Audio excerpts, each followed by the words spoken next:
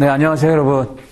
자, 이제, 이번 시간부터 이제 자산운용 전략에서요, 이제 주식, 보도록 하겠습니다. 그 교재 준비되셨죠? 그러니까 이제 저하고 주식하고 채권, 파생상품을 이렇게 이제 같이 공부를 하실 텐데요. 이제 주식에서 6문제 출제됩니다. 주식 투자 운용. 채권도 마찬가지고요. 파생상 마찬가지인데, 이제 주식보다 채권이 좀 어렵죠. 채권보다 파생상품이 더 어려워하셔요. 그래서 그나마 이제 조금 쉬운 파트가 주식이다. 이제 이렇게 보시고. 자, 이번 시간에 이제 1부를 보겠습니다.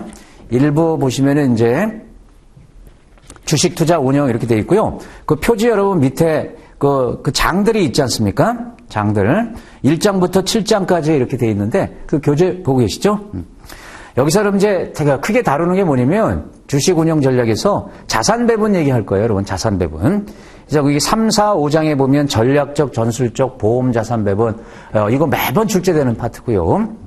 그럼 이제 자산 배분을 어떻게 하냐? 1장, 2장에서 이제 이론적인 얘기 좀 할 거고요.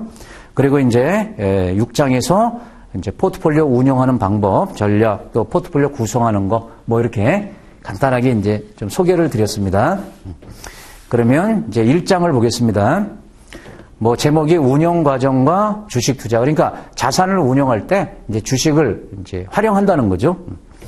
자, 1절에 보니까 자산 운영 과정이라고 이렇게 돼 있는데요. 우리가 이제 자산 운영할 때는 일반적인 얘기가 뭐가 있어요, 여러분? 플랜 투 C. 그러니까 계획을 세워야 되고 거기에 따라서 이제 실행을 하고 잘 가고 있는지 평가를 하는 거 아닙니까? 자, 일반적인 얘기인데요. 자, 우측에 가봅니다, 여러분. 밑에 동그라미들은 중요하지 않습니다. 우측에 그 그림을 보겠습니다, 여러분. 이걸, 그러니까 공부 목적으로 여러분, 이 그림을 잘 이해를 해 놓으세요. 다 요거하고 관련된 내용들 다루는 거예요. 크게 자산을 운영할 때, 이제 펀드도 마찬가지고, 개인 재무 설계도 마찬가지인데요. 크게 이제 두 개 축이 중요합니다. 왼쪽 상단에 보면 투자자 조건 파악한다 이렇게 돼 있죠. 그러니까 돈 맡긴 투자자가 요구하는 게 뭔지 이제 그걸 보는 게 핵심이란 말이에요. 거기서 포트폴리오 정책, 전략 이게 나오는 거고요. 그거 못지않게 중요한 게 우측축이란 말이에요. 경제, 사회, 정치, 산업, 기업 이렇게 시장을 보는 겁니다. 거기서 이제 자본시장 예측. 그러니까 여기를 통해서 지금 주식에 채권에 투자할 때 기대 수익률이 몇 프로 나오는지 위험은 어느 정도 되는지 상관관계는 어느 정도 되는지 그런 것들을 추정합니다. 추정해가지고 두 개를 결합해서 포트폴리오 구성. 여기서 자산 배분이 이루어지는 거예요. 근데 그 자산 배분도 전략이 있고 전술이 있고 보험이 있다는 거죠. 그리고 이제 운용을 들어갑니다. 그리고 이제 중간중간에 평가를 해보고 또 필요하면 조정도 하고. 그런데 양쪽에 그 모니터링이라는 그 그림이 있죠, 여러분. 왜냐하면 투자자 조건도 달라질 수 있다는 거예요. 그리고 시장도 달라질 수 있기 때문에 모니터링해서 반영해야 되겠다. 이렇게 계속 순환하는 거죠. 영어로 하면 피드백. 조금 더 부연 설명드리면, 그러니까 투자자 조건에서 이제 돈 맡긴 투자자가 요구하는 게 있다. 그럼 그 돈을 만들기 위해서는 이제 목표 수익률을 예를 들면 뭐 10%를 가져가야 되겠다. 10%씩 수익이 나야 이제 원하는 돈을 만들 수 있다. 그러면 이제 우측에 시장을 보고 예를 들어 이제 주식에 투자할 때는 15% 기대 수익률이 나온다. 채권은 뭐 5%가 나온다. 그러면은 이걸 배분한다는 거죠. 그러면 여기다 요걸 가지고 10%를 만들려고 그러면 주식과 채권에다가 자금을 50% 배분하면 되겠죠? 이게 자산 배분이에요, 여러분. 이렇게 해가지고 이걸 만들어내는데 만약에 이제 투자자 요구 조건이 달라질 수 있다. 모니터링 해보니까 요걸 뭐 15%로 올려야 되겠다. 그러면은 재조정해야 될 거 아닙니까? 또는 이게 달라진다. 15% 기대 수익이 뭐 20%로 올라가거나 뭐 5%로 떨어지면 또 조정해야 된단 말이에요. 이걸 만들기 위해서. 이 과정입니다, 여러분. 다 이거하고 관련된 내용들을 이제 다루겠다는 겁니다. 이해되셨죠?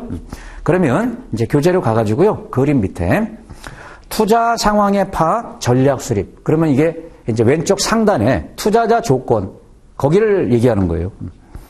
자, 이제 그 단계에서 뭘 한다? 첫째 줄 끝에 투자자 특성을 파악해서 포트폴리오 전략을 수립하는 과정. 이걸 갖다가 투자 상황의 파악, 전략 수립 단계다. 이렇게 이제 표현합니다.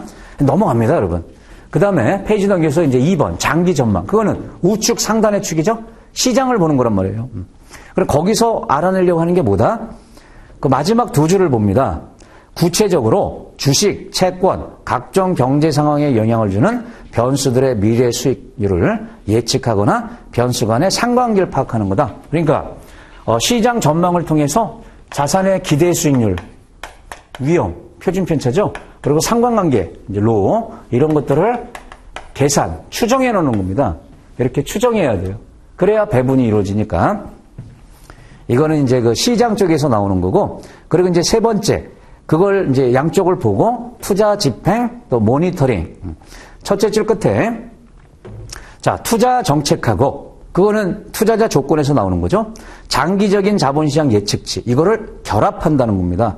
두 개를 분리가 아니고 결합해가지고 자산 배분이 이루어지는데 요 과정이 그 줄 끝에 가장 어렵고 중요한 단계다. 그래서 이거를 그냥 자산 배분 전략 단계다. 이렇게도 부른다는 거예요. 자, 그리고 중간중간에 잘 가고 있는지 이제 평가해야 될 거 아니에요? 그게 이제 네 번째다. 사후평가, 피드백. 우리가 평가를 할 때는요, 여러분. 우리나라 이제 펀드 같은 게 이제 굉장히 많지 않습니까? 뭐 10,000개가 넘는다는, 이렇게 보셔도 되는데, 그러면 이제 평가를 할 때 벤치마크하고 평가하는 거 아닙니까? 그래서 셋째 줄에 그런 말이 있죠. 벤치마크가 이미 정해져 있기 때문에 이를 이용한 평가를 실시한다. 그러니까 벤치마크보다 잘했냐 못했냐 이렇게 상대평가하는 거예요. 평가는. 절대평가보다. 자, 이제 이런 과정을 밟는다는 거고 우측에 가서 여러분 이상적인 기금 운용 과정이란 말이 나오죠. 그러니까 연금 같은 거 있잖아요. 연기금. 이런 것들은 통상 이제 이런 과정을 밟지만 중요한 게 하나 그 윗단계에 있다는 거예요. 자, 첫째 줄을 봅니다. 연기금이나 자산운용회사 같은 대규모 기금을 운영할 때는 이상적인 프로세스가 자산배분 전략 말고 자산부채 종합관리 이것도 굉장히 강조하더라는 거예요. 그러면 자산부채 종합관리가 뭐냐? 거기 나와 있죠. 자, 그걸 그림으로 보겠습니다, 여러분. 그림을 보면 자, 자산배분 이전에 자산부채 종합관리라는 게 하나 있지 않습니까? 이걸 ALM이라고 이렇게 얘기하는데 연기금을 한번 생각해 봐요, 여러분. 연기금은 수익을 내는 것도 중요하지만 다달이 연금이 들어오고 연금이 나가잖아요. 그러면은 장기적으로 수익이 나는 것도 중요하지만 연금이 나가야 되니까 다달이 돈이 들어오는 현금 흐름도 중요하다는 거예요. 그래서 이거 자산부채 이거를 먼저 신경 쓴다는 거예요. 이해됩니까? 그 옆에 여러분 그 전략적 의사결정에 그 연금 채무, 연금 자산에 대한 장래 예측. 그래서 그게 매칭이 되는지. 그러니까 꾸준히 들어오는 연금에 꾸준히 나가야 되는 연금액이 매월 일치가 되는지 이걸 먼저 신경 쓴다는 거예요. 이걸 이제 우선순위로 두더라. 그걸 먼저 보고 거기에 적합하게 자산 배분을 하고 그리고 포트폴리오를 운영하는데 포트폴리오 운영할 때는 내부에서 운영해도 되고 외부에 아웃소싱 줘도 되는 거죠. 네, 그래서 뭐 크게 중요한 건 아닌데 기금을 운영할 때는 자산 배분 전략도 물론 중요하지만 자산 부채 그 매칭이 되는지 종합 관리 전략 이게 더 선순위다. 자, 넘어갑니다. 지금 한 거에서 여러분 중요한 것은 그 그림, 그 운영 과정의 그림, 그걸 이해하는 게 핵심이에요, 여러분. 다음에 자산 운용 조직. 이건 이제 제목 중심으로 보면 돼요. 자산을 운영할 때는요, 계층적 성격을 갖는다. 거기다 동그라미 치시면 돼요. 그러니까 이게 무슨 뜻이냐면 두 번째 줄 중간에 봅니다. 따라서란 말이 있죠.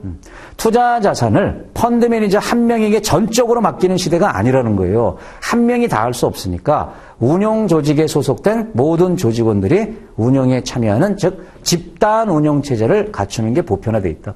여러분 펀드가 처음 나왔을 초창기에는요. 그 펀드 매니저가 누구냐? 그 사람 이름 보고 투자했어요. 근데 지금은 이제 한 명이 다 안 하고 집단 운용 체제다. 계층적 성격을 갖고 있다. 쉽게 말하면 역할 분담을 해놨다는 거죠. 여러분 밑에 그림을 잠깐 보시면요. 자, 가운데 동그라미가 있잖아요, 여러분. 주식 운용 이제 전략 회의를 할 때 여러 부서가 참여하는 거죠. 리서치 팀, 투자 전략팀, 주식 운용팀, 컴플라이언스 그러면 준법 감시 아닙니까? 법을 잘 준수하고 있는지, 또 리스크 관리, 뭐 트레이딩 이렇게 여러 부서가 다 참여하는 거고 한 부서에서 다 하지 않는다는 거죠, 여러분.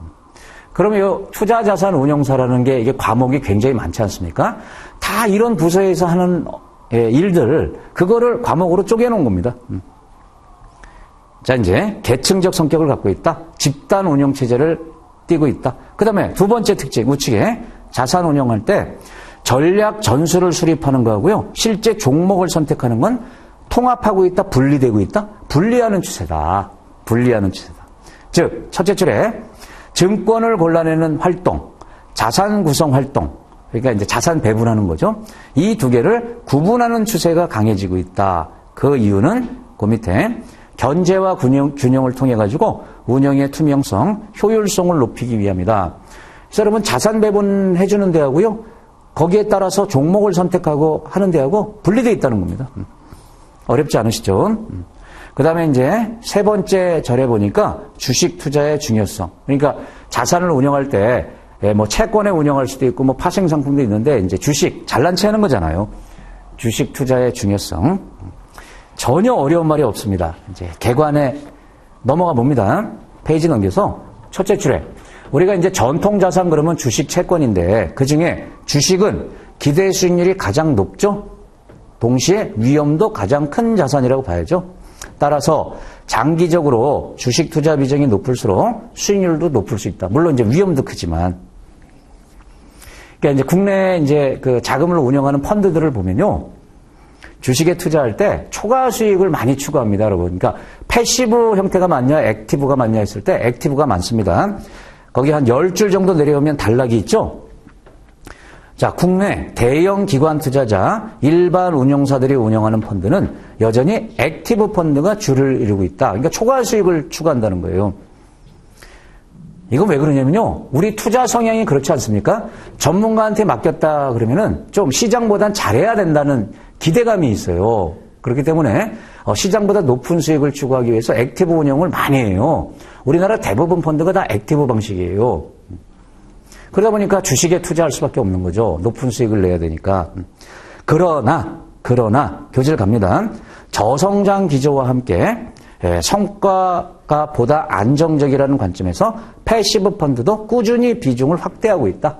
그러니까 액티브가 많지만 패시브가 늘어나고 있다. 여러분, 패시브 운영 방식의 대표적인 펀드가 뭐예요? 인덱스 펀드라고 보면 되죠. 인덱스. 시장 쫓아가는 거. 자, 2번으로 갑니다. 주식 투자의 역할.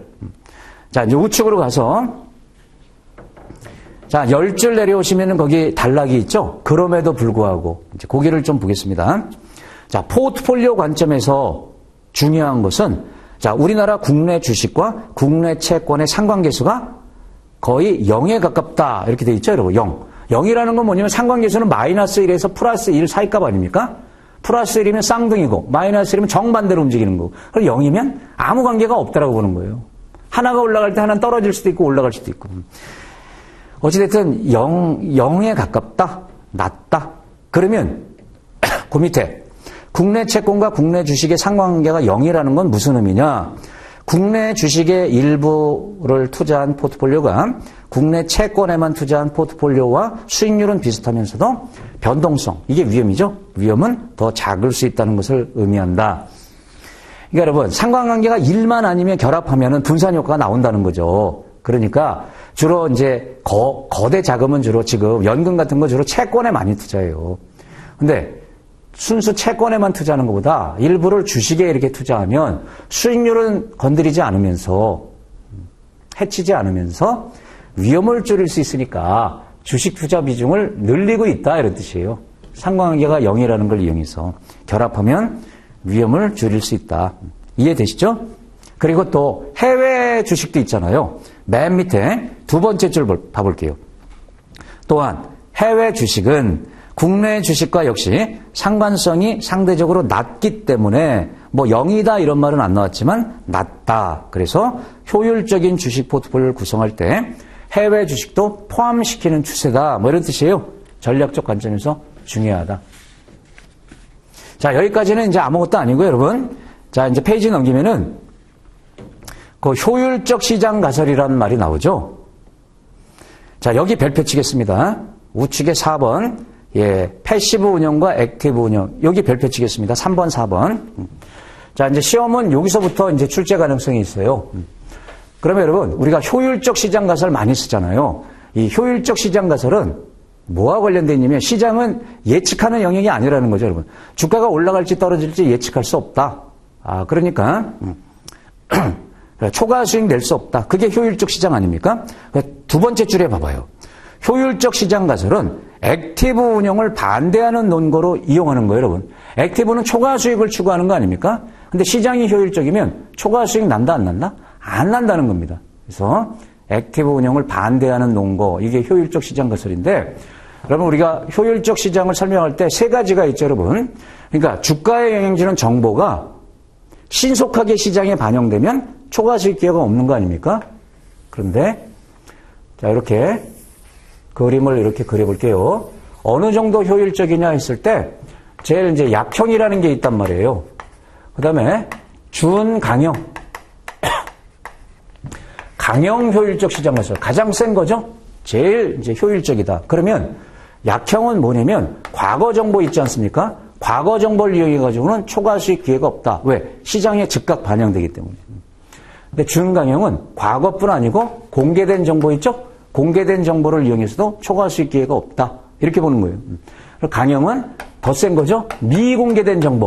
내부자 거래 같은 거 있잖아요, 여러분. 미공개 정보를 이용해서도 초과 수익 기회는 없다. 그만큼 효율적이기 때문에. 자, 이렇게 이제 세 가지로 나누죠. 과거치, 공개되는 거, 미공개되는 거. 근데 여러분, 결론부터 한번 봐보자고요. 과거 정보나 공개된 정보 이용해서는, 그 초과 수익 내기가 어려워요. 왜? 누구나 다 보니까. 누구나 다 확인할 수 있으니까. 그런데 여전히 미공개 정보를 이용해서는, 수익 기회가 있죠, 여러분. 그래서 내부자 거래 이런 걸 규제하는 거 아닙니까? 자, 이제 교재를 가봅니다. 그 바로 밑에 단락 봐봐요. 약형의 효율적 시장 가설에 의하면 거기 과거란 말이죠. 과거 주가 움직임은 미래 주가 움직임 방향 크기에 영향을 준다 안 준다? 어떤 정보도 제공하지 않는다는 걸 말한다. 그래서 여러분 과거를 가지고 우리가 분석하는 게 이게 기술적 분석이거든요, 여러분. 기술적 분석은 차트 보는데 차트는 과거치잖아요. 그래서 기술적 분석은 의미가 없어져요. 사실은 요거는 기본적 분석이에요, 여러분. 기본적 분석은 재무제표 보는 거 아닙니까? 재무제표는 공개된 자료거든요. 그러니까 사실은 요걸 통해서는 초과 수익 기회가 없다. 시장이 효율적이면. 이런 뜻인데. 자, 교재 다시 봐보면. 자, 그러니까 약형 효율적 시장 가설은 다른 말로 하면 뭐예요? 기술적 분석은 가치가 없다. 할 필요 없다. 반면에 이제 준강형, 중간 정도죠. 그거는 그 밑에 줄. 일단 정보가 공개되면 주가에 즉각적으로 반영되기 때문에 공개된 정보, 공개된 정보. 이것도 아무런 도움이 되지 않는다. 이건 이제 기본적 분석이다 이렇게 보시면 돼요. 교재에는 안 나와 있지만. 자, 가장 센 게 강형이죠. 강형 효율적 시장 가설에 의하면 기업에 대해서 알려졌거나 알 수 있는 정보는 도움이 되지 않는다. 효과가 없다. 그리고 교재는 안 나와 있지만 공개되지 않은 걸 이용해서도 초과 수익 기회가 없다. 이렇게 보는 거예요. 자, 그럼 이제 결론을 내려볼게요, 여러분. 시험 목적으로 결론은 그 밑에 단락입니다. 자, 이제 그게 결론인데, 자, 만약 강한 형태의 효율적 시장 가설을 신뢰한다면, 강형을 신뢰한다면 어떠한 액티브 운영도 시도할 필요가 없다는 겁니다. 패시브만 해야지 액티브는 의미가 없다는 거예요. 그러나 약형이나 중간형, 요거 효율적 시장 가설을 신뢰하면 액티브 운영을 배제할 필요가 있다, 없다? 배제할 필요가 없다. 요것만 아니면 왜? 초과 수익 기회가 나온다는 거죠. 그게 결론이에요, 여러분. 그렇게 기억하시고요.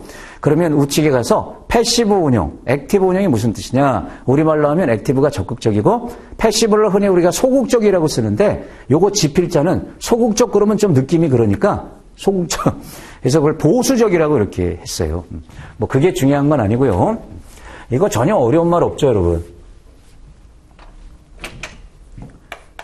이런 말 이제 앞으로 많이 나올 거예요, 여러분.